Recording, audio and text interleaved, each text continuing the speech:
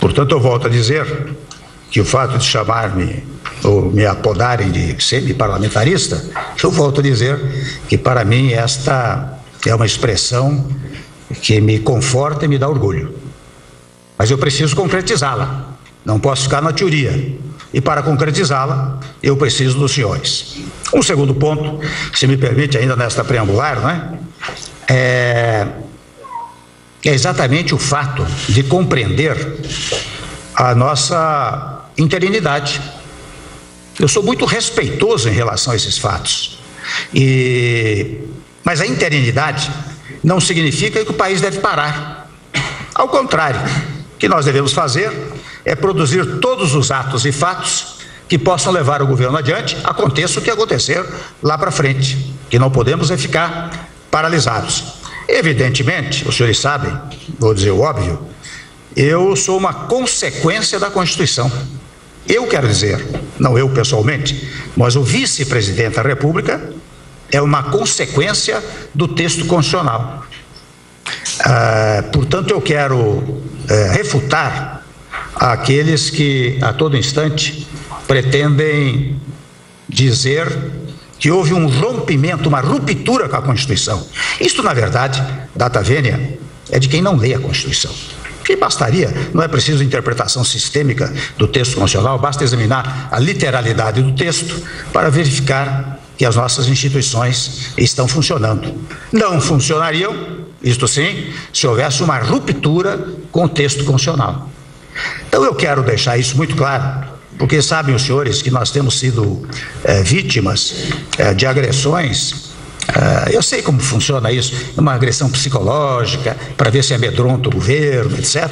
Nós não temos a menor preocupação com isso. Aliás, eu estou fazendo esses comentários, apenas este segundo comentário, apenas para revelar que nós não temos que dar atenção a isso. Nós temos que cuidar do país. Aqueles que quiserem esbravejar, façam-no o quanto quiserem, mas pela via legal, pela via democrática, até com o nosso aplauso. Eu me recordo que no movimento de junho e julho de 2013, quando houve um grande movimento popular em várias capitais, embora alguns criticassem, eu vim a público para dizer, naquela ocasião, que isso era fruto da democracia. As pessoas estavam em busca daquilo que nós rotulamos de democracia da eficiência. Ou seja, os serviços públicos hão de ser eficientes, os serviços privados hão de ser competentes, a ética na política é fundamental. Foi para isso que as pessoas saíram às ruas. Quando é que o movimento perdeu densidade? Quando surgiram os chamados mascarados, os black blocs, que começaram a depredar, destruir, e aí o movimento acabou. Porque exatamente quando há uma agressão que sai dos limites da lei, o movimento democrático perde significado, não é? Então, nós não temos que ficar nos atendo ao que contestam nas ruas, etc., desde que haja uma certa ordem nessa contestação. Nós temos que trabalhar para o país. Portanto, eu quero registrar que eu jamais voltarei a esse assunto com os senhores e com as senhoras, porque, na verdade, o que precisamos é cuidar do governo e do país. Por isso eu reitero mais uma vez que seria fundamental que os senhores hoje, estou dizendo aqui o óbvio, né, porque os senhores têm cada um a sua responsabilidade própria, mas o óbvio muitas vezes há de ser repetido, repisado, afirmado, reafirmado, e aqui eu faço com muita frequência.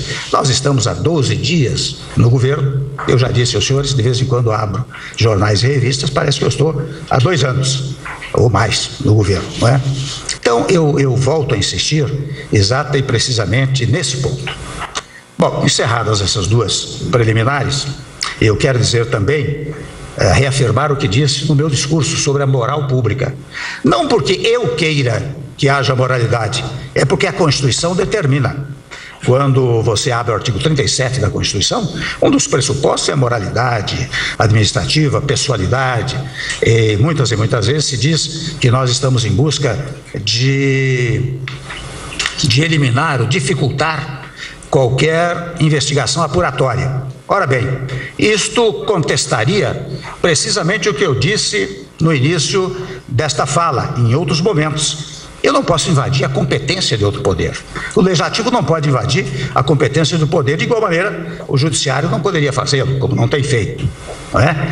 Então, para preservar a teoria, a coerência da teoria que eu estou expondo, e não estou expondo por conta própria, reitero aos senhores, é porque a Constituição assim o determina, não é? Eu digo, nós não vamos impedir a apuração com vistas à moralidade pública, à moralidade administrativa. Ao contrário, nós vamos sempre incentivá-la. Eu tenho dito isso com uma frequência inaudita, mas por mais que eu diga, eu vejo que muitas vezes sai uma outra notícia e diz, tem um esquema para fazer isso, fazer aquilo. Não queremos isso, não. Ninguém quer. Penso que nem os nomes que de vez em quando são apontados também o querem. Desejam sim, no Estado democrático de direito, ter defesa, farão a sua defesa, mas nada que o governo possa interferir. Então, eu digo, é a terceira preliminar, na verdade, que eu estou levantando, não é? Porque também há um dado momento, viu, meus amigos, que não dá para silenciar. Porque se você silencia, você concorda. E eu não quero concordar. Se eu estar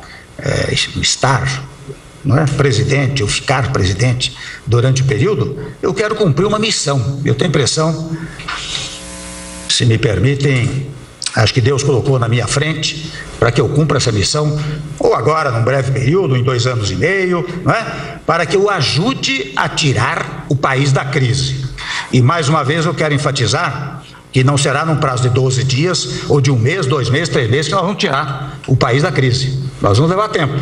Mas se chegarmos, todos nós, neste governo conjunto, a 2018, se formos até lá, e pudermos entregar o país para uma eleição tranquila, nós teremos feito o nosso trabalho muito adequadamente. Por isso que eu insisto na tese da pacificação nacional.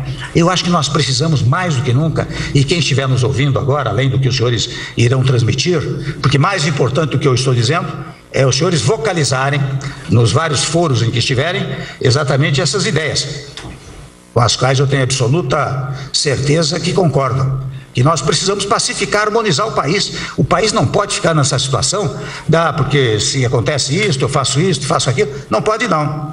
Eu acabei de ressaltar as vantagens da oposição, mas não podemos permitir a guerra entre brasileiros, a disputa quase física, não é? Isso é inadmissível. Nós temos os olhos voltados para toda a comunidade nacional. Não é sem razão que em muitas e muitas ocasiões eu tenho reiteradamente afirmado que enquanto houver pobreza no país, nós temos que ter os nossos olhos voltados precisamente para essa categoria. E até quando o fazemos com vista à prosperidade de todos. Porque se aqueles que estão na pobreza crescerem, nós teremos maior consumo, teremos em consequência maior produção, enfim, traremos o crescimento do país. Muito bem, agora eu encerro mesmo as preliminares para dizer aos senhores o seguinte: nós estamos aqui, eu hoje, o ministro Meirelles, o ministro Padilha, o ministro interino Diogo, o ministro Gedel, reunidos com os senhores para apresentar algumas medidas que nós queremos tomar, como aquela inaugurais de um sistema de recuperação do país, especialmente no âmbito do crescimento econômico e da moralidade pública. Então, eu começo dizendo aos senhores o seguinte: o primeiro ponto que eu quero tocar é a questão da Previdência Social.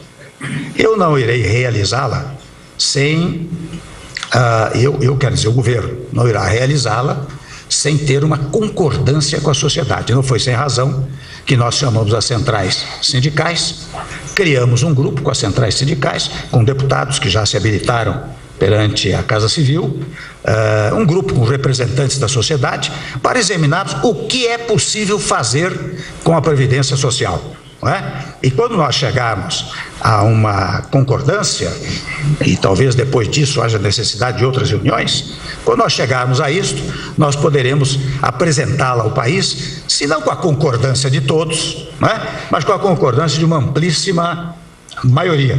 Não é sem razão que 65% da população brasileira, em pesquisa, está a favor de algumas medidas já, digamos assim, pré-anunciadas ou cogitadas para a reforma previdenciária. Então, este é o primeiro ponto. Nós estamos trabalhando nesse tema e trabalhando agudamente com especialistas da maior suposição, com a participação das centrais sindicais e com a participação da classe política do país. Este é uma, digamos, não é um anúncio, mas é uma notícia que eu quero dar a propósito desse assunto. Um segundo ponto, para que nós voltemos a ter rigidez nas contas públicas, é exatamente o seguinte: é um pagamento do BNDES da sua dívida junto ao Tesouro Nacional. Os senhores sabem que o Poder Executivo, ao longo do tempo, colocou mais de 500 bilhões de reais do BNDES. E hoje há uma disponibilidade capaz de não só continuar a fomentar a produção, como também a possibilidade já pré-acordada entre o ministro da Fazenda, o então ministro Jucá, e a presidente do BNDES, no sentido da devolução ou do pagamento do BNDES para o Tesouro Nacional de 100 bilhões de reais. Seriam 40 bilhões agora, 30 e 30 a seguir. Bom, este é um tema, devo dizer, que ainda comporta alguma avaliação jurídica, porque a última coisa que nós queremos fazer é praticar um ato injurídico, de maneira a que possa fazer com que até as acusações que se deram no governo voltem a dar-se neste período. Então, registro com muita ênfase.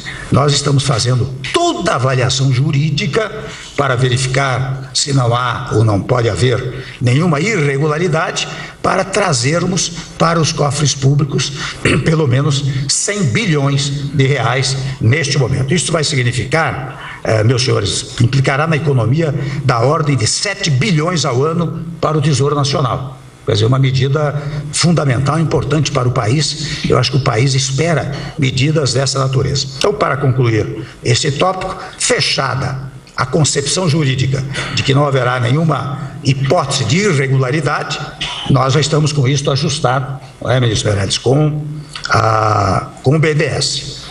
Por outro lado, e aqui vai depender muito dos senhores, porque nós vamos mandar uma emenda à Constituição que propõe a limitação do gasto público. E até registro aos senhores, tem os dados aqui. De 97 a 2015, o gasto primário do governo federal se deslocou de 14% para 19% do PIB. Portanto, observou-se um crescimento anual médio da ordem de 0,3 pontos percentuais no período, e de 5,8% do ano acima da inflação. O que é que, portanto, em resumo, né, as despesas do setor público se encontram numa trajetória insustentável.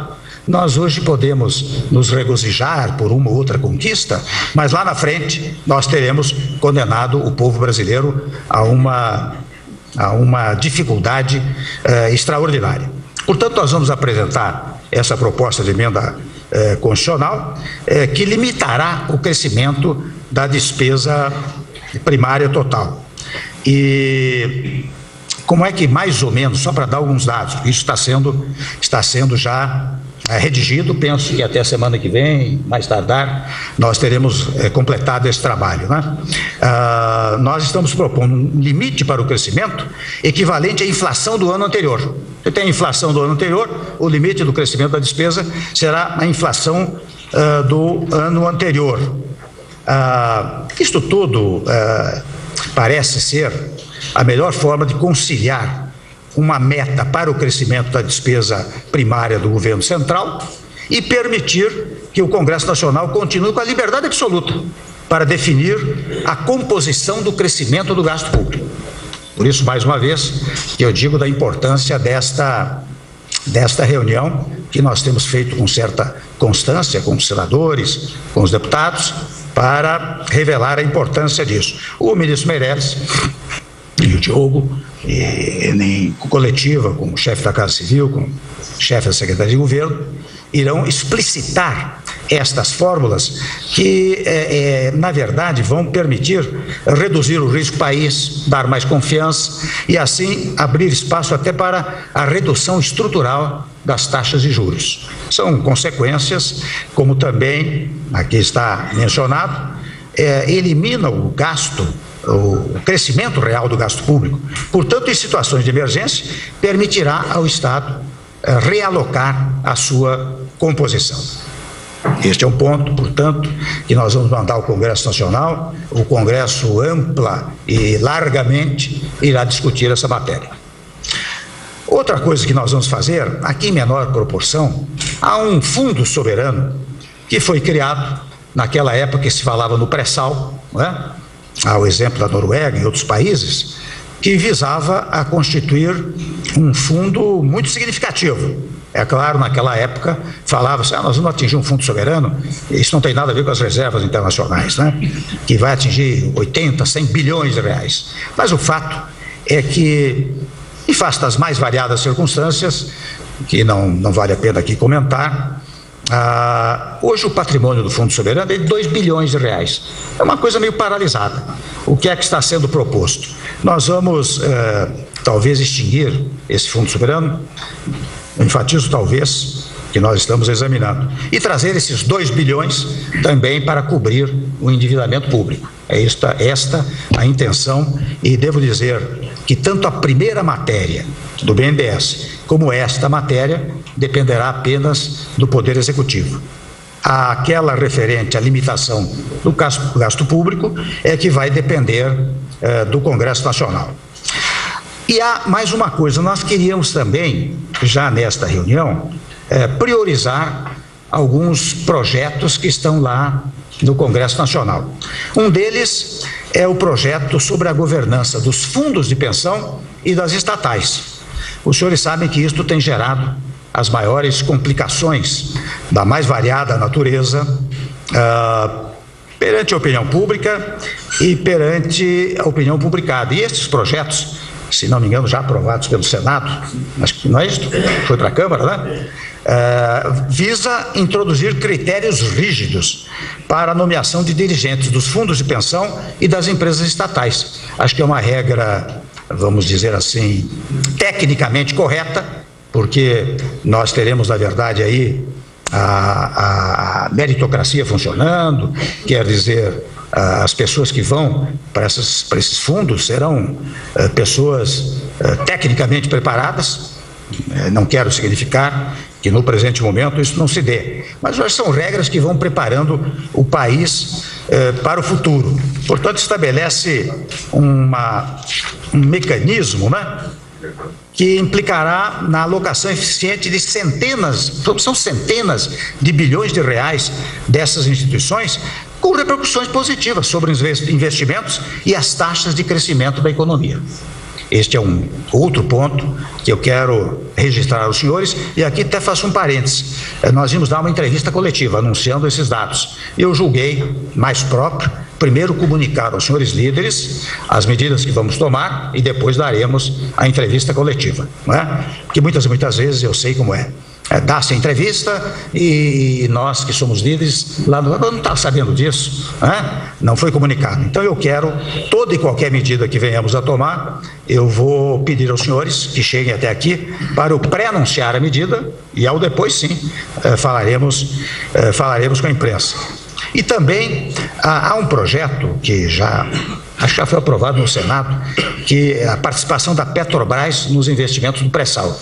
Eu acho que houve muita discussão a respeito disso. Há um projeto que está flexibilizando, né? Ou seja, colocando a Petrobras, por força de uma decisão do Conselho Nacional de Energia, né? Se ela deve ou não participar, se há interesse ou não de participar de um determinado investimento. Porque, como vemos, a Petrobras é uma empresa que tem que pautar-se pelos critérios de seu interesse. É como se fosse quase um empreendimento privado. E, aliás, um dia eu disse aqui, estou fazendo um parênteses ainda, né? Que é interessante como no Brasil nós tínhamos lá atrás a ideia da centralização administrativa, né? Tudo estava no Poder Executivo. Num dado momento, a realidade nacional, seja aqui, seja em outros países, foi demonstrando a necessidade de descentralizar os serviços públicos para dar-lhes eficiência. E os senhores sabem que foi aí que surgiram as chamadas autarquias, que significa governo próprio. As autarquias têm o quê? Qual é a possibilidade dela? É ter um regime jurídico, muitas vezes um pouco mais elástico do que o regime da administração descentralizada. Ao depois, é curioso como ao longo do tempo, se verificou que era preciso descentralizar ainda mais. E daí as constituições trouxeram, no plano econômico, a ideia das sociedades de economia mista e das empresas públicas, que foi mais uma descentralização a caminho de dizer ao povo o seguinte: nós precisamos trabalhar juntos. E hoje essa descentralização chega a um tal ponto que as concessões se impuseram no país, e os senhores sabem que nós vamos ter um departamento especial para cuidar e incentivar as concessões, portanto, trazendo a iniciativa privada para colaborar com o país. E veja, quando eu digo isso, eu digo exatamente em função dos produtores, daqueles que produzem o crescimento do país, que são os empregadores de um lado e os trabalhadores de outro lado, porque essa ideia é uma ideia que visa a incentivar o emprego, né? Então, nós queremos muito transmitir aos senhores esta ideia. Vamos tentar priorizar esse projeto de maneira que possamos chegar a bom termo. É claro que aqui há muita dúvida, os senhores verão que virão críticas, etc. Nós não devemos nos incomodar com isso. Nós devemos, se houver uma concordância do Executivo, né, e uma concordância do Legislativo, nós devemos levar esse projeto adiante. E também uma tese que é da não elevação de subsídios. Ou seja, nenhum ministério irá apresentar proposta ao Tesouro Nacional que eleve o custo nominal de subsídio implícito em programa de governo. Poderá fazê-lo se houver uma compensação de uma com outra atividade. Nós queremos regulamentar um pouco isso, para não ficar um pouco a critério de pressões desta ou naquela natureza, né? Para agilizar os serviços públicos. E a notícia que eu tenho é que o impacto fiscal estimado, se assim procedermos, é de uma economia de aproximadamente 2 bilhões de reais ao ano. Vejam, portanto, meus senhores e minhas senhoras, que nós estamos tomando medidas iniciais, quero dizer isso. Nós não podemos apresentar todas as medidas de uma única vez, mas estamos apresentando estas que visam logo a dar uma resposta àqueles que esperam uma atuação governamental. Outras medidas tantas virão, não é? Ao longo do tempo elas estão sendo conversadas, negociadas, examinadas, tal como disse em relação à Previdência. Outras tantas virão à luz e quando surgirem, quando se concretizarem aqui no Executivo, eu os chamarei novamente para uma conversa, por enquanto sem café, não é?